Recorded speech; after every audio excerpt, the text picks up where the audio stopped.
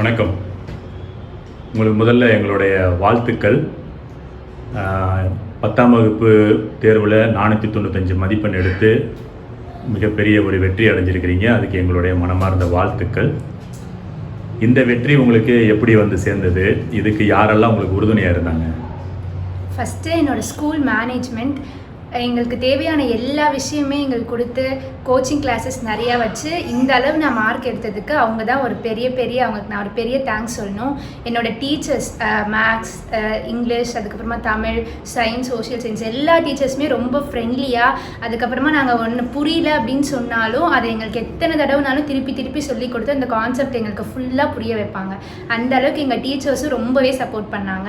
அவங்களால தான் என்னால் இந்த மார்க்ஸ் வந்து 10th எடுக்க முடிஞ்சது. அதுக்கப்புறமா என்னோட பேரண்ட்ஸ், என்னோட ஃபேமிலி மெம்பர்ஸ் எந்த இடத்துலையுமே என்னை வந்து டீமோட்டிவேட் பண்ணாமல் எல்லா இடத்துலையுமே உன்னால் முடியும், நீ நிறைய மார்க் ஸ்கோர் பண்ணலாம் அப்படின்னு சொல்லி எல்லா இடத்துலையுமே என்னை ஊக்கப்படுத்தி நிறையா எனக்கு தேவையான எல்லா விஷயங்களுமே செஞ்சு எல்லா நோட், பென் எல்லா விஷயங்களுமே வாங்கி கொடுத்து அவங்களால தான் நான் இவ்வளோ நல்ல மார்க் வந்து எடுத்தேன். ரொம்ப சந்தோஷம்.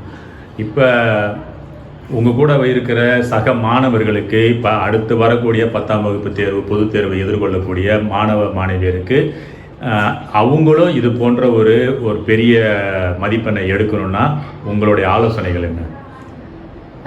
ஃபஸ்ட்டு வந்து அப்பப்போ நம்ம கிளாஸில் என்ன நடத்துகிறாங்களோ அதை நம்ம வந்து நல்லா லிசன் பண்ணி அப்சர்வ் பண்ணணும்.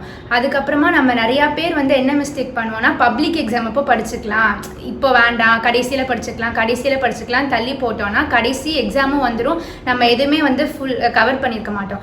அதனால வந்து ஸ்டார்டிங்லேருந்தே வந்து நம்ம கரெக்டாக போர்ஷன்ஸ் அப்பப்போ நடத்துகிறது அப்பப்போ படித்து முடிச்சு அப்பப்போ வைக்கிற எக்ஸாம்ஸ்லாம் நல்ல மார்க் எடுத்துட்டாலே பப்ளிக் எக்ஸாமில் நம்ம எக்ஸ்பெக்ட் பண்ண மார்க்கோட அதிகமாகவே எடுத்துடலாம்.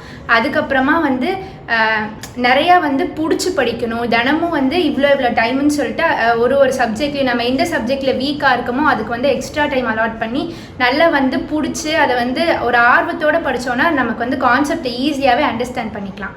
அதுக்கப்புறமா வந்துட்டு புக் பேக் மட்டும் இல்லாமல் புக்கின் சைடும் நிறைய கான்சென்ட்ரேட் பண்ணோம். அப்போ தான் வந்து நிறைய மார்க்ஸ் வந்து எடுக்க முடியும்.